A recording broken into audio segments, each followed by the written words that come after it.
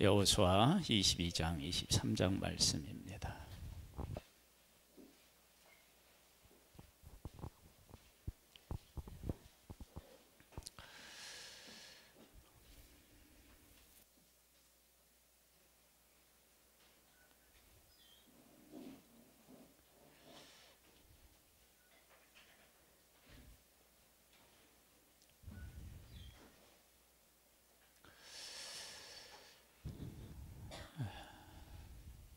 성경에 바울이 하나님 안에서 이런 이야기를 해요. 만일에 죽은 자의 부활이 없다면 예수 믿는 사람은 어떤 사람이라고 얘기해요? 불쌍한 사람이래요. 즉 뭐냐면 우리가 이제 예수를 믿는다 그럴 때 할 수 있는 일, 해도 되는 일, 이런 일들에 변화가 일어난다는 거예요. 그런데 그 변화가 일어나는데 할 수 있는 일 중에 하지 못하는 일이 있는 것이, 그게 이 땅에서 우리가 얼마든지 누려야 되고 누릴 수 있는 그런 일들 중에서 못하는 일들이 있다는 거예요. 그러니까 불쌍하다는 거야. 부활의 관점으로 보지 않으면 불쌍하대요, 우리가. 그만큼 예수 그리스도를 믿으면 포기해야 하는 일들이, 그렇게 얘기를 하는데 뭘 포기하십니까? 뭘 포기하셨습니까? 알게 모르게 사실은 많아요. 제가 이번 일주일을 보내면서 이제 명절이 있었잖아요. 새벽 예배는 안 드리고 명절 기간 동안 수요 예배 드리고 그리고 금요 예배 드리고 그랬는데, 다 지나고 보니까 이번 일주일은 그냥 다 쉴 걸 그랬나 보다. 왜냐하면 이런 명절이 사실은 쉽지가 않아요. 주일을 끼고 앞뒤로 하고 막 이러는데, 예수 믿으면 어디 놀러 가는 것도 제약이 있어요. 주일을 끼고 가는 것도 애매하고, 그렇다고 그거 빼고 가자니 여행 갔다 오는 것 같지도 않고, 뭐 이런 부분들이 있어요. 그리고 예수 믿는 것 때문에 알게 모르게 양보하고 해야 되는 일, 뭐 그런 일들이 있다고요. 근데 그런 일들이 예수 잘 믿으면 얼마나 많느냐 그러면 불쌍할 만큼 많대요.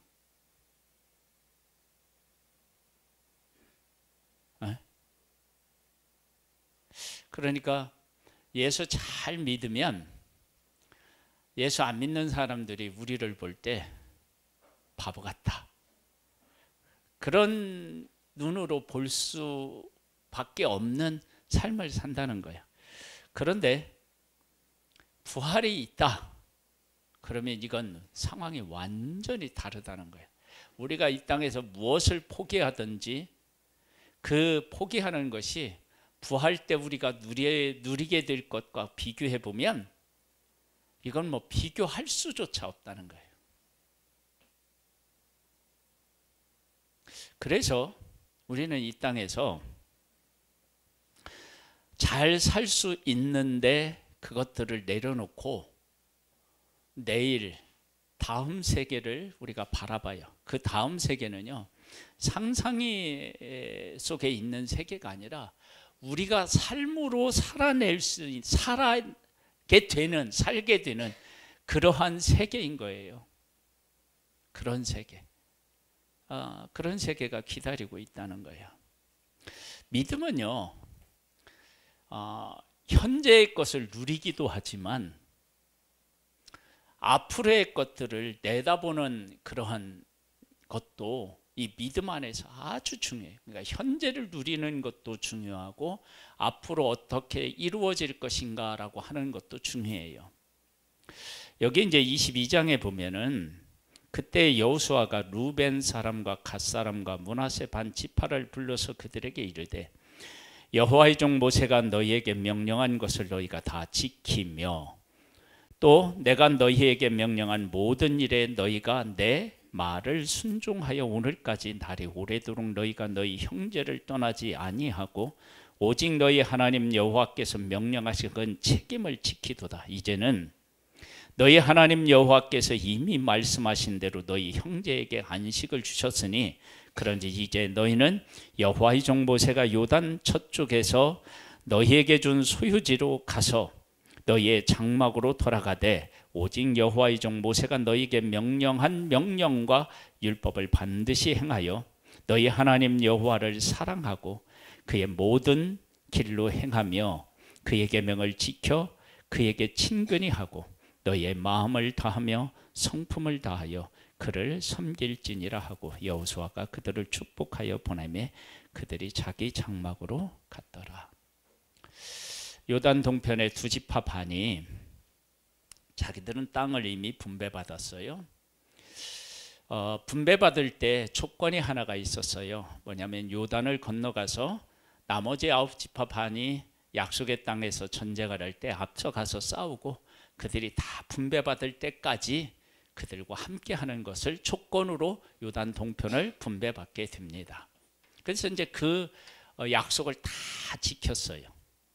지키고 이제 여호수아와 그 하나님의 백성들에게 축복을 받고 이제 떠나요.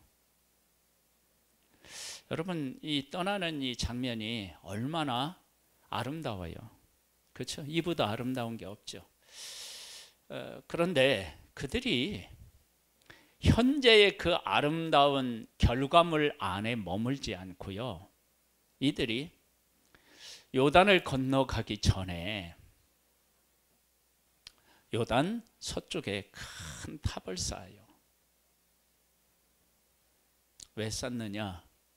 오늘이 아니라 내일을 생각해 보는 거예요. 내일을 무엇을 생각하느냐? 요단이 저 북쪽에서부터 요단강이 남쪽으로 흘러요. 이렇게 흐르고 있는데 그 요단을 중심으로 해서 서쪽은 약속의 땅이고 그리고 약속의 백성들 9지파 반이 살고 있어요. 근데 요단을 중심으로 해서 동쪽은 2지파 반이야. 이 사람들이 내일을 생각해 보니까 요단강을 중심으로 해서 서쪽은 약속의 땅이고 약속의 백성이라고 해. 근데 요단 동쪽은 사는 우리들은 세월이 많이 흐른 후에 야, 니들은 우리 하나님의 백성 아니야. 아니야. 그렇게 할 수도 있을 것 같은 거야. 그래서 요단 서쪽에 큰 탑을 쌓고 우리도 하나님의 백성입니다 라고 하는 도장을 찍는 거예요. 그 탑으로. 요단 동편에 있는 사람들이 그 요단 동편을 얻고 요단 서편을 얻을 때 앞장서서 가서 싸웠잖아요. 목숨을 걸고 싸웠잖아요. 왜 목숨을 걸고 싸우느냐? 그러면 요단 동편을 받았기 때문만이 아니라 이들이 우리와 같은 하나님의 백성이다. 그러니까 우리도 요단 동편을 얻을 때 이들이 함께 했고 그렇기 때문에 우리도 한 백성이니까 그들이 얻을 땅에서 우리가 싸우는 것이다. 그래서 전쟁을 하면서 요단 동편에 있는 사람들의 마음속에 어떤 신앙이 가장 강력하게 자리하게 되었느냐? 그러면 내가 하나님의 백성이구나. 내가 하나님의 백성이구나. 그래서 내가 지금 여기 와서 싸우고 있지. 이제 그걸 배운 거예요. 만일에 그걸 배우지 않고 전쟁만 했더라면 집으로 가는 길에 내가 하나님의 백성이라는 게 확실하고, 그리고 우리들이 여기서 싸웠으니까 뭐 그냥 축복하며 가라고 했으니까 가서 자식들 만나고 아내도 만나고 행복하게 살면 되잖아요. 그런데 그 싸움을 하는 동안에 내가 하나님에 속한 하나님의 백성이구나. 하나님이 이 땅을 이들에게 주셨고 우리에게도 주셨지. 그리고 그들 앞서서 싸웠으니까 목숨을 걸고 싸운 거 아니에요. 전쟁터에서. 내가 왜 목숨을 걸고 싸워? 하나님에게 속한 하나님의 백성이니까. 뭐 그런 생각을 하여간 매일 거의 하다시피 했겠죠. 신앙은 어디에서 성숙해지느냐 그러면은요, 내 존재를 깨달아 아는 데서 성숙해지는데, 그 존재를 아는 그 현장이 어디여야 되느냐면 지금 내가 살고 있는 삶의 현장이어야 돼요. 이스라엘 백성들이 전쟁을 했기 때문이라고만 할 수 있는데, 그것 때문이라고 할 수 있는데 아니에요. 그것만이라고 할 수 없어요. 왜 그러느냐 그러면, 그 전쟁이 아니더라도 내가 하나님에게 속한 하나님의 백성이다, 그런 것들을 느끼고 깨달아 할 수 있는 것들은 참으로 많아요.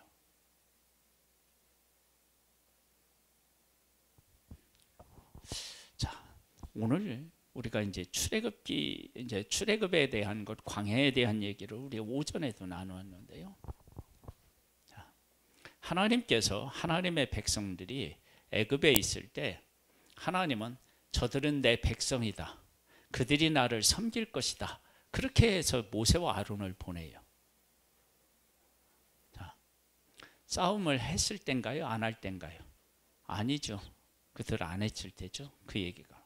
또 이 광야에 와서 하나님의 백성들에게 뭘 주냐면 율법을 줘요. 율법이라고 하는 건 뭐냐면 하나님과 하나님의 백성들은 언약 관계이다, 이제 이게 하나님에게 속한 자들이다라고 하는 것을 선포해요. 그 율법을 가지고. 그리고 그들을 하나님이 보호하시고 이끄신다라고 하는 것을 광야에서 알려주셨어요. 거기는 전쟁터가 아니에요. 하나님이 그렇게 보여주신 거예요. 그리고 나서 하나님의 백성들이 이제 약속의 땅을 점령할 때 이제 싸우거든요. 싸워요. 애굽에서는 누가 싸우셨어요? 하나님이 싸우셨죠. 그렇죠? 그 다음에 광야에서는 누구하고 끊임없이 지금 막 이렇게 줄다리기를 해요.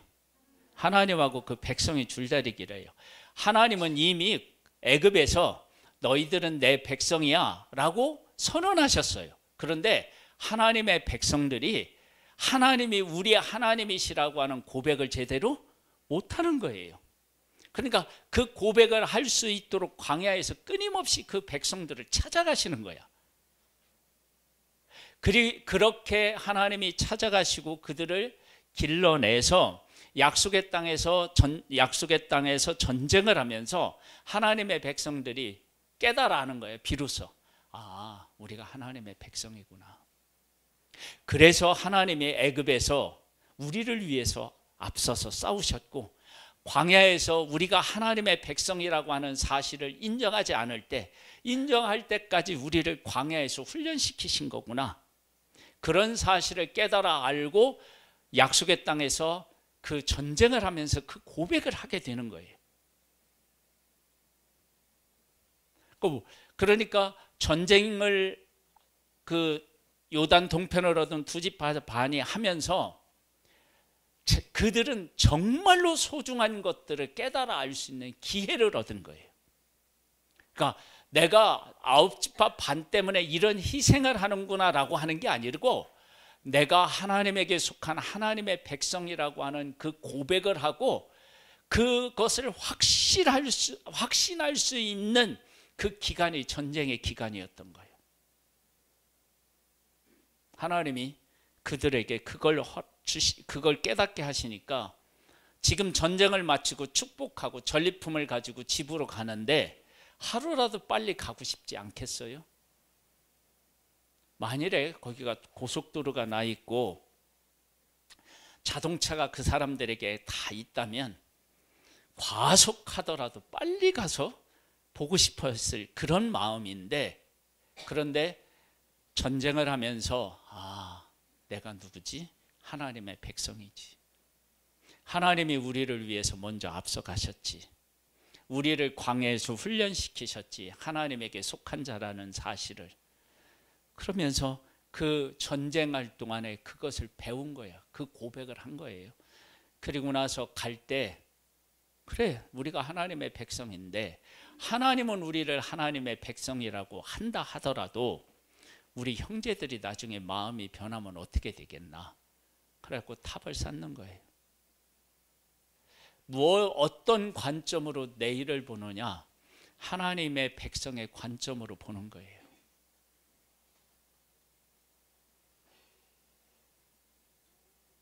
그리고 23장에 가보면 22장에도 마찬가지인데요.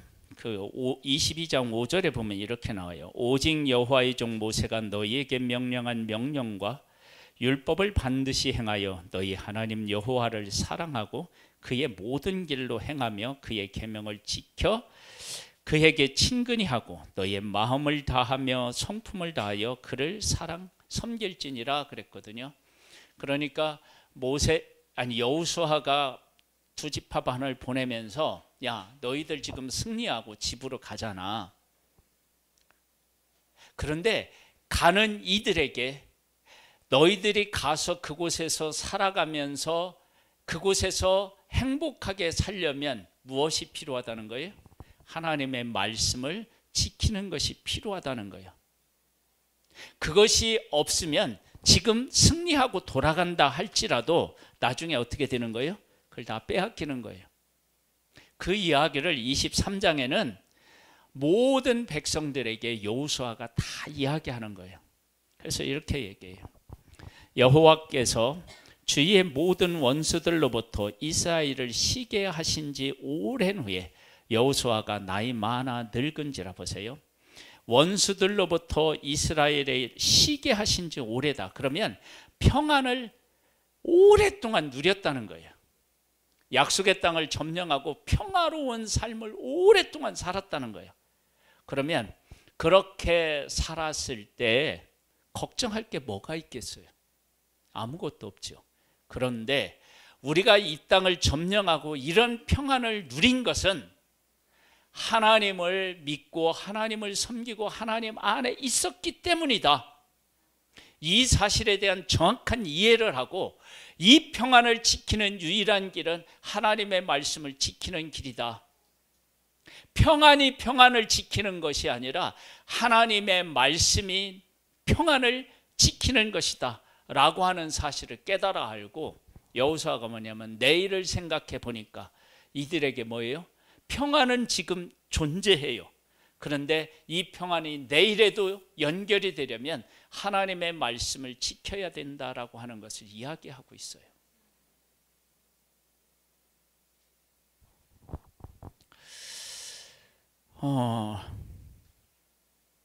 우리가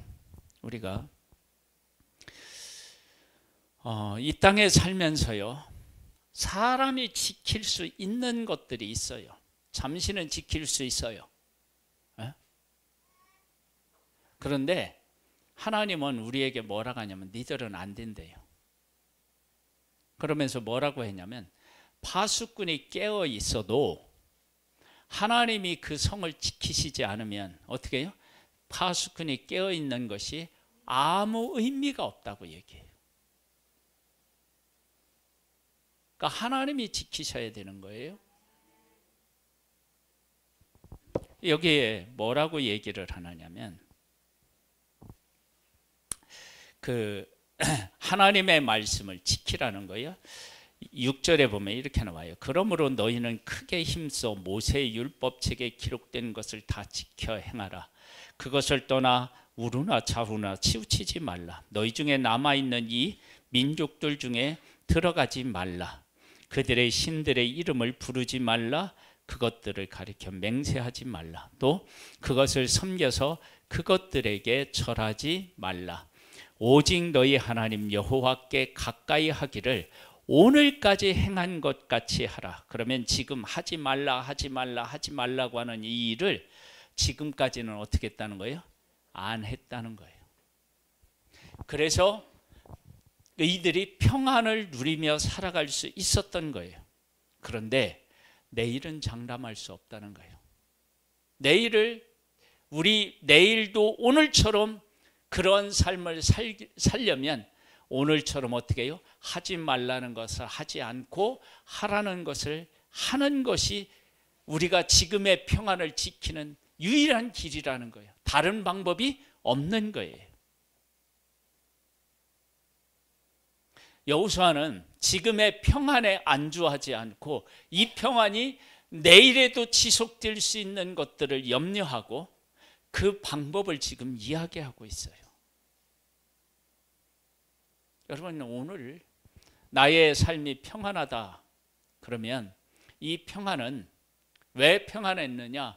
하나님이 지켜주셔서 그런데 왜 지켜주셨느냐? 그러면 하나님의 은혜로도 지켜주시지만 하나님의 말씀대로 살고 있는 내 삶에 대한 그렇게 살고 있다는 것을 하나님이 인정해 주시는 것도 있는 거예요.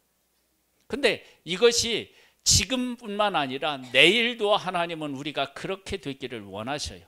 그래서 하나님의 말씀을 우리에게 주셨습니다. 여러분, 오늘 평안이 내일의 평안이 아닙니다. 그래서 하나님의 말씀을 붙잡고 하나님 안에 거할 때 여기에서 얘기한 것처럼 이스라엘을 시게 하신 지 오랜 후에 그 평안이 오랫동안 지속되었다는 거예요. 그러면 오래 지속되었으면 그 평안이 앞으로도 평안할 수 있을 거라고 생각할 수 있잖아요. 그런데 하나님을 떠나면 그 평안은 무너진다. 그래서 하나님의 말씀에 서라. 그 내일을 바라본 거예요. 지금의 평안에 안주하지 않고 내일을 바라본 거예요. 그리고 두 지파 반도 지금 자기들이 여호수아에게 인정을 받고 이스라엘에게 인정을 받았지만 그러나 내일도 그렇게 될 것이라고 하는 보장은 없는 거예요. 그래서 하나님 앞에서 서약이 맹세하듯이 아홉 지파 반하고 맹세하듯이 도장을 찍은 것이 답이에요. 내일을 생각한 거예요. 내일. 여러분, 우리는 시작할 때 이런 질문과 이런 말씀을 가지고 시작했어요. 우리가 이 땅에 살면서 예수 그리스도의 부활이 없으면 우리는 가장 불쌍한 자라고 했어요. 우리의 삶은 지금 이 땅에 살아가고 있지만 내일을 보면서 살아가는 삶이어야 합니다. 이 땅에서는 사람들이 우리를 바보라고 할 수 있을 만큼 우리가 포기하는 것도 있고 누리지 못하는 것도 있는데 이것은요, 천국에 가면 지금 우리가 누리는 것하고 비교 안 될 만큼 그 위대한 것들을 우리가 삶으로 누리는 거예요. 그날이 옵니다. 내가 유튜브를 봤는데 천국에 대해서 좀 이렇게 비판적인 그 말을 해요. 뭐라고 하냐면 천국에 가면 아픔도 슬픔도 막 이런 게 다 없고 막 행복만 가득하다는 거예요. 그런 천국에 대해서 회의적으로 얘기를 하는 거예요. 그 사람은 한 가지는 알고 한 가지를 모르는 사람이에요.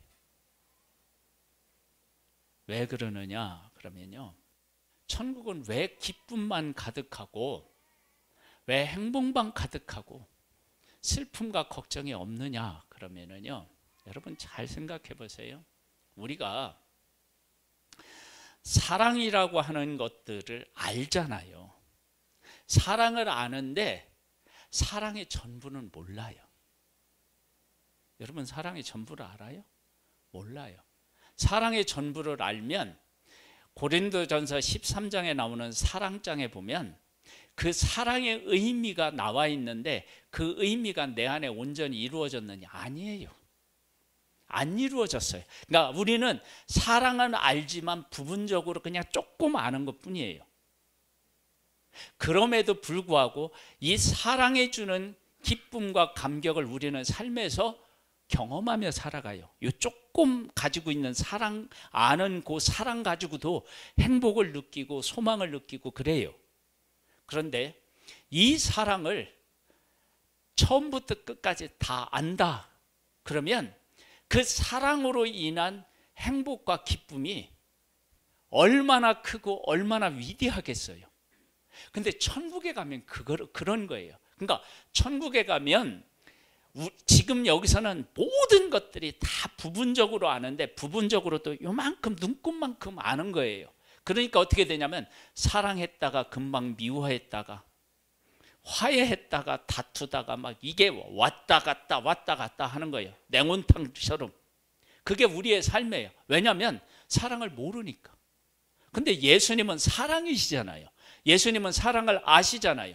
근데 예수님의 삶이 어떠셨어요? 우리하고 완전 달랐어요.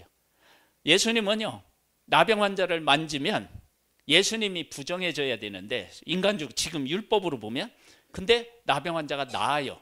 왜? 예수님이 온전하신 분이시기 때문에 그래요. 그러면 천국에 가서 우리가 온전한 가운데 있으면 사랑도 온전히 느끼고 기쁨도 온전히 느끼고 소망도 온전히 느껴요. 그러면 이게 온전히 느끼면 그 범위가 한정되겠어요? 무한하겠어요? 무한하죠. 그러니까 천국에서는 우리가 생각하는 것처럼 항상 찬송을 부르고 항상 기쁘고 그게 미친 게 아니라 그 의미를 온전히 알고 그것을 100% 누리기 때문에 그런 거예요. 그런 곳에서 아니 그런 재미가 없어서 어떻게 사느냐고 하는 것은 몰라서 그런 거예요. 몰라서. 여러분 잘 한번 생각해 봐요. 저는 음악적으로요 뛰어나지 못해요. 그런데 정말 음악적인 것을 아는 사람들 있죠. 아는 사람은 음악을 정말 잘하는 사람을 보거나 그걸 느끼면 우리는 금방 느꼈다가 뒤돌아서면 감격이 없어져요. 그런데 음악을 아는 사람은 그 감동이 모르는 내가 느끼는 이 시간보다 훨씬 더 길게 아니면 평생 그 감동을 잊지 못하고 누린다고요. 한번 보세요. 그렇지 않나요? 그러니까 천국에 가면 그 아름다운 것들에 대해서 온전히 깨달아 아는 거, 온전히 느끼는 거예요. 그러면 그것이 기간이 정해져 있는 게 아니에요. 그게 영원해요. 그 기쁨이 온전히 깨달으니까. 그래서 천국은 슬픔도 없고 눈물도 없고 그런 거예요. 그것을 온전히 깨달아 알았어요. 그래서 그 깨달아 아는 것이 오늘도 행복하고 내일도 행복하고 모레도 행복한 거예요. 시간의 제약을 받지 않는 거예요. 우리가 지금 느끼는 이 기쁨과 행복은요 부분적으로 아는 것고 죄인이 아는 것이기 때문에 잠깐 누리다가 마는 거예요. 천국에 가도 그럴 것이라고 생각하면 이거 완전히 틀린 거예요.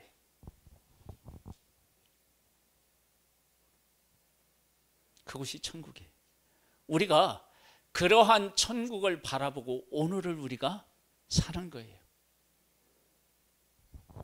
두 집합 하니 지금 집으로 빨리 가야 되는데 더 소중한 것들을 깨달아 알고 그곳에 자기의 삶을 거기에 맞추고 또 여호수아도 평안이 오래였지만 그러나 그 평안이 그냥 얻어지는 것이 아니라 하나님의 말씀을 지킴으로 얻어진다는 사실을 깨달아 알고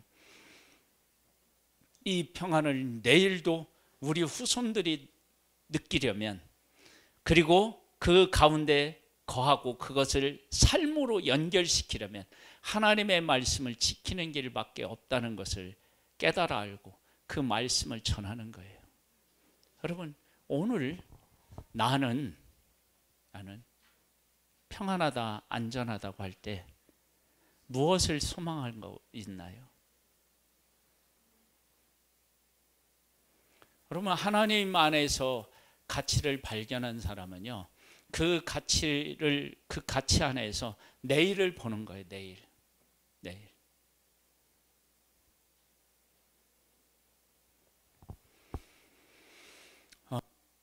우리나라는 앞으로 잘 됩니다.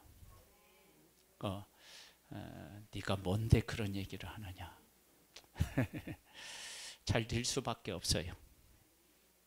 그런데 잘 되고부터 우리가 깨어 있어야 됩니다.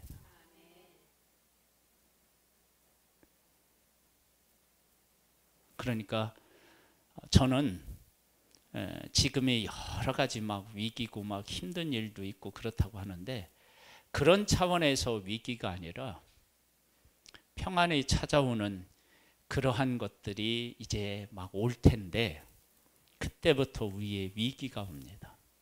왜? 평안해지면 우리가 내일을 보지 않고 오늘에 살기 때문에 그렇습니다. 우리는 어디를 봐야 되냐면 항상 내일을 봐야 됩니다. 내일. 그 믿음은 현재를 누리고 감사하지만 한편으로는 어떻게 해요? 내일을 봅니다. 내일. 그래서 이 땅에 살아가고 있지만 이 땅에서 베풀어주는 은혜도 누리고, 그리고 다음 세대, 우리 다음 세계 천국을 바라보면서 오늘 내가 무엇을 해야 하는지도 깨달아 하는 그런 지혜로운 삶이 되기를 주님의 이름으로 축복합니다. 하나님, 우리에게 지금 누리고 있는 복을 깨달아 알고 그 복을 누리게 하시되, 내일을 위해서 우리가 무엇을 해야 되는지도 깨달아 알 수 있는 은혜를